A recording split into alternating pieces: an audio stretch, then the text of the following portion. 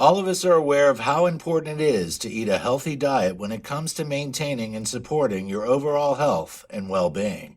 However, it's all too easy to overlook the role that food can play in boosting our immune systems and helping us to withstand diseases and illnesses.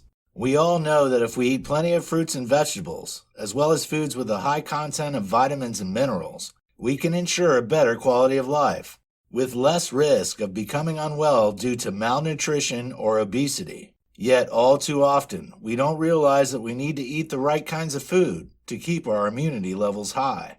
Without an adequate, healthy diet, we can begin to become unwell and suffer from a host of medical issues.